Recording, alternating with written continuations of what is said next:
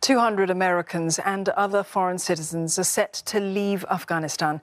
The new Taliban government is said to have agreed to their departure in the face of US pressure. Only those with foreign passports, visas and tickets are allowed on flights organised by Qatar. Daily services to foreign countries are expected to follow. A convoy of minibuses have headed to Kabul airport, carrying some of the hundreds set to fly out of Afghanistan. Charter flights out of the city have returned to departure boards. America has been stepping up pressure on the Taliban after reports of flights being blocked in the northern city of Mazar-i-Sharif. We will continue to press the Taliban to allow the charters to leave, and also, critically, to open HKIA, the Hamid Karzai International Airport, to the regular flow of civilian aircraft, which can enable the safe and orderly departure of people from Afghanistan. Meanwhile, tensions are boiling over as the Taliban turns from guns to government. There have been escalating protests, many led by women. Anger is growing over harsh rules and restrictions, despite promises of more tolerance. The Taliban has already indicated that women will be banned from playing sport.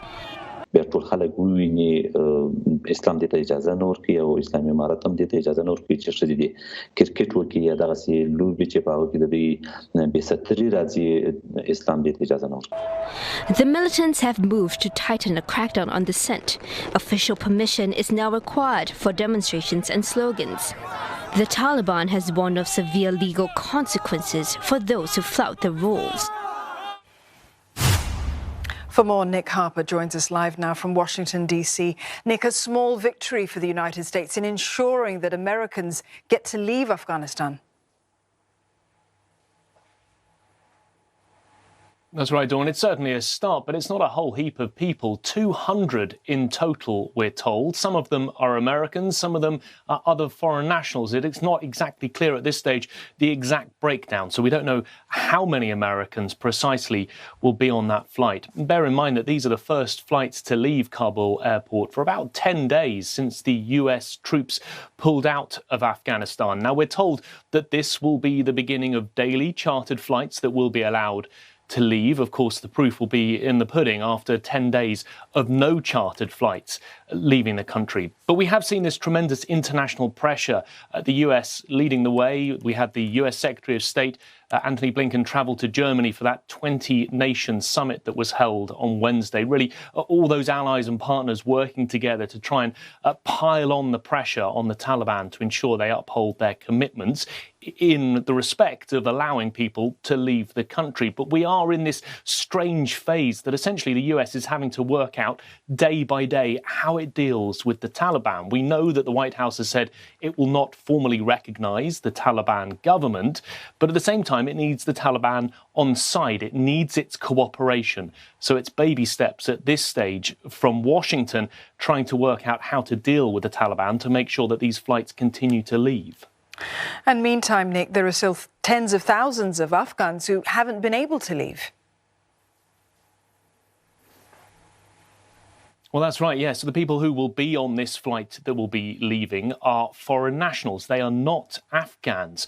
We're told that the majority of the Afghans with special immigrant visas, so those who worked with the US government over the last 20 years, are still stranded in Afghanistan, and the Taliban seems very reluctant for them to leave. The United Nations says that the Taliban was furious that Afghans were leaving the country during that period when the US was evacuating people from the country. They were very worried in particular, we're told, about the brain drain and the fact that there were skilled and educated Afghans trying to flee the country. We also believe that there's about 100 Americans who are still stuck at Mazar-i-Sharif. They're not being allowed to fly. It's just that flight leaving from Kabul. So again, it's how does the US now make sure that the Taliban upholds its commitments when the US doesn't have a military presence and doesn't have a diplomatic presence in Afghanistan? Nick, thank you very much for that update. Nick Harper there in Washington, D.C. At the same time, Brazil, Russia, India, China and South Africa are meeting to discuss the Afghanistan crisis this hour. The 5 countries make up a group known as BRICS. Indian Prime Minister Narendra Modi is chairing the summit. Neha Punya joins us live now. Neha, any possible consensus among the leaders on recognizing the new Taliban government?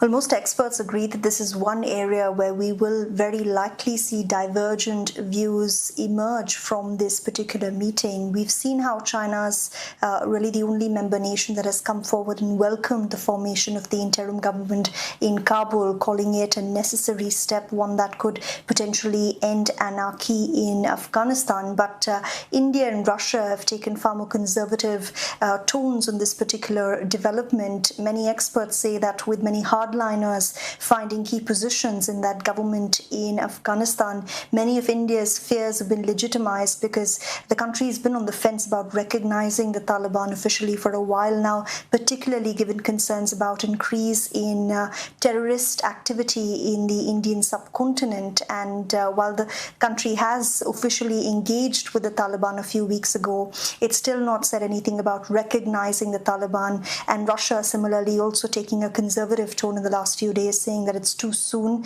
and it will depend on how Taliban really acts on the ground and if there are any acts of good faith as well. And this divergence is primarily because of the way these member nations have engaged with the Taliban in the lead up to America's exit from Afghanistan. Russia and China are very closely engaged with the Taliban. They've had lines of communication open for several years now. India not so much, which is why it's also stepped up engagement with countries like Russia and the United States. You had the Russian NSA in India just yesterday engaging with his Indian counterpart, where they specifically discussed terrorism in Central Asia as well as in the Indian subcontinent. Similar concerns India's raised with the US as well. So it's quite likely we will not see any convergence on this particular issue, but there will be, we're given to understand, a statement where all countries will raise concerns about the humanitarian crisis unfolding in Afghanistan. All right, thanks very much, Neha Punya, speaking to us live there from New Delhi.